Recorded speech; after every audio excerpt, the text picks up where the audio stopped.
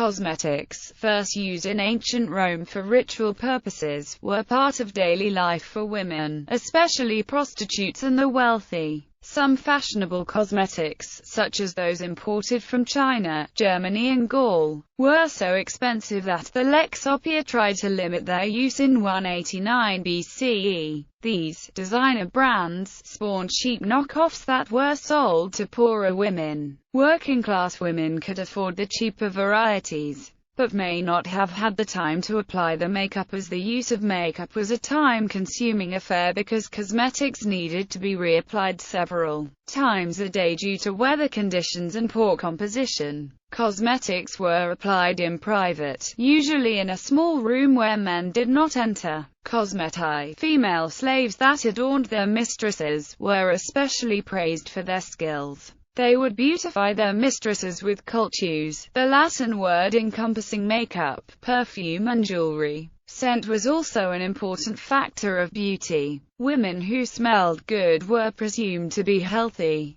Due to the stench of many of the ingredients used in cosmetics at the time, women often drenched themselves in copious amounts of perfume. Christian women tended to avoid cosmetics with the belief that they should praise what God gave them. Some men, especially cross-dressers, did use cosmetics, although it was viewed as effeminate and improper. All cosmetic ingredients were also used as medicines to treat various ailments. Lead, although known to be poisonous, was still widely used. Men's attitudes toward cosmetics. Roman attitudes towards cosmetics evolved with the expansion of the empire. The assortment of cosmetics available increased as trade borders expanded, and the resulting influx of wealth granted women additional slaves and time to spend on beauty. Ideas of beauty from conquered peoples, especially the Greeks and Egyptians, greatly influenced the Roman paradigm of beauty. Unlike their Eastern trading partners, however, the Romans felt that only the preservation of beauty was acceptable and not unnatural embellishment. Despite exaggerating their makeup to make it appear in the poor lighting of the time, women still wanted to appear natural as a sign of chastity. Artificiality denoted a desire to be seductive, which made men question for whom exactly a woman was trying to appear attractive. This was why men generally viewed the use of cosmetics as deceitful and manipulative. Vestal Virgins did not don makeup because they were supposed to look holy and chaste. Postumia, one of the Vestal Virgins, defied this convention and consequently was accused of incestuum. Of all the surviving texts mentioning cosmetics, Ovid is alone in his approval of their use. The consensus was that women who used cosmetics in excess were immoral and deceptive and were practicing a form of witchcraft. Juvenal wrote that, "A woman buys scents and lotions with adultery in mind, and mocked the need for cosmetics, believing that they were ineffective." Use of perfumes was further looked down upon because they were thought to mask the smell of sex and alcohol. Seneca advised virtuous women to avoid cosmetics, as he believed their use to be a part of the decline of morality in Rome. Stoics were also against the use of cosmetics, as they were opposed to the usage of all man-made luxuries. Although there are no surviving texts written by women expounding the attitude of women towards cosmetics, their widespread use indicates that women accepted and enjoyed these products. Skincare. Pure white skin, a demarcation of the leisure class, was the most important feature of Roman beauty. Native Roman women weren't naturally fair-skinned and spent their time outside with oils on their faces, requiring whitening makeup to fit their model of beauty. Women would often prepare their faces with beauty masks prior to applying makeup. One recipe called for the application of sweat from sheep's wool to the face before bedtime, emitting a stench often criticized by men. Other ingredients included juice, seeds, horns, excrement, honey, plants, placenta, marrow, vinegar, bile, animal urine, sulfur, vinegar, eggs, myrrh, incense, frankincense, ground oyster shells, onions with poultry fat, white lead, and barley with vetch. Bathing in ass's milk was an expensive treatment that worked like a chemical peel and was used by wealthy women such as Cleopatra VII and Poppaea Sabina. After their baths, they would then apply face whitener, such as chalk powder, white marl, crocodile dung and white lead. The Roman recognition that lead was poisonous underscored their point of view on how important white skin was. Other ingredients used in whiteners included beeswax, olive oil, rose water, saffron, animal fat, tin oxide, starch, rocket, cucumber, anise, mushrooms, honey, rose leaves, poppies, myrrh, frankincense, almond oil, rose water, lily root, water, parsnip and eggs.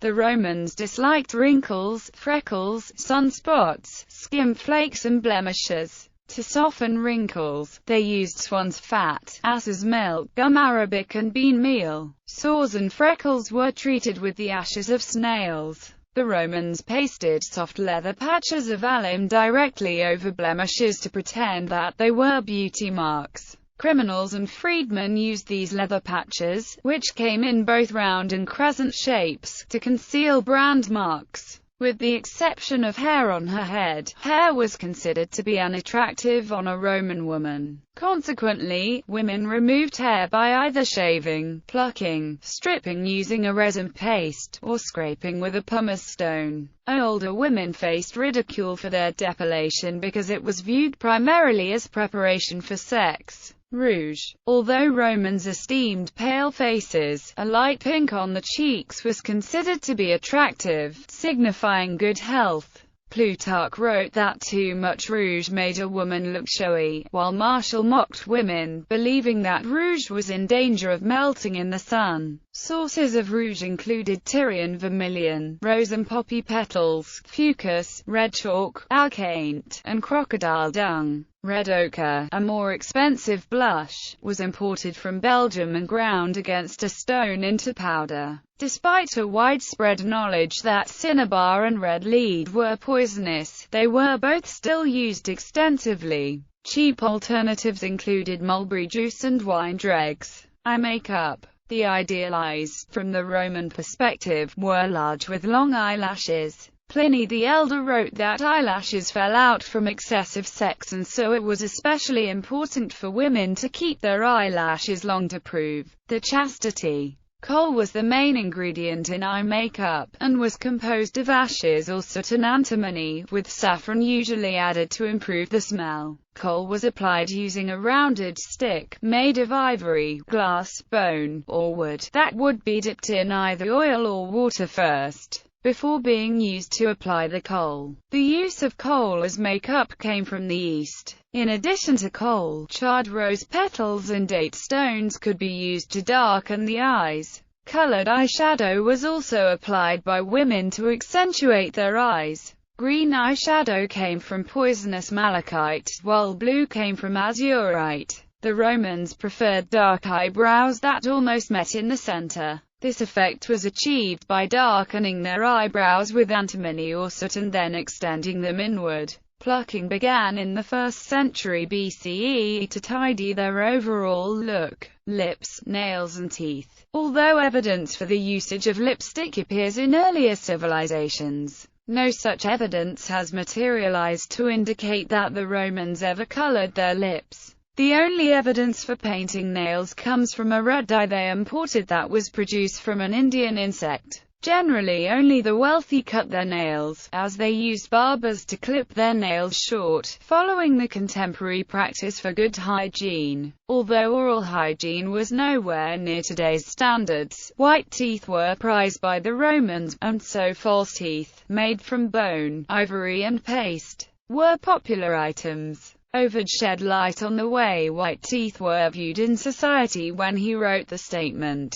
"You can do yourself untold damage when you laugh if your teeth are black, too long or irregular." The Romans also sweetened their breath with powder and baking soda. Perfume. Perfumes were very popular in ancient Rome. In fact, they were so heavily used that Cicero claimed that the right scent for a woman is none at all. They came in liquid, solid and sticky forms and were often created in a maceration process with flowers or herbs and oil. Distillation technology, as well as most of the imported ingredients, originated in the East. The most prominent perfume market in Italy was Seplasia and Capua. Perfumes were rubbed on or poured onto the user and were often believed to be helpful against different ailments, such as fever and indigestion. Different scents were appropriate for different occasions, as well as for men and women. Deodorants made from alum, iris and rose petals were common.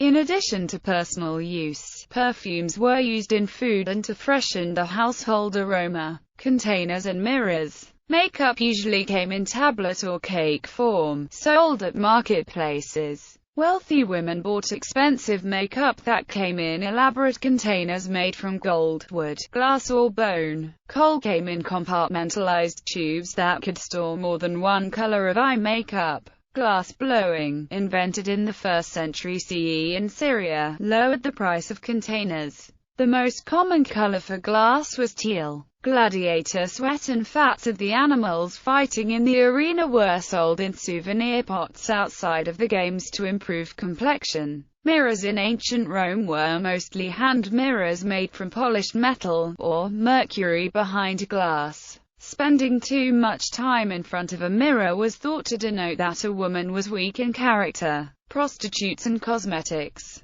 Cosmetics, and especially their overuse, were commonly associated with prostitutes, both being regarded as immoral and seductive. The Latin word lenocinium actually meant both prostitution and makeup. Due to their low income, prostitutes tended to use cheaper cosmetics, which emitted rather foul odors. This, combined with the strong, exotic scents used to cover up the stench, made brothels smell especially rank. The procuress of a brothel often used the promise of beauty to entice girls to enter the profession. As prostitutes aged, with their income dependent on their appearance, they opted for more copious amounts of makeup. Courtesans often received cosmetics and perfumes as gifts or partial payment. Male use of cosmetics. Men are also known to have used cosmetics in Roman times, although it was frowned upon by society. Men seen carrying mirrors were viewed as effeminate, while those using face whitening makeup were thought to be immoral because they were expected to be tanned from working outside.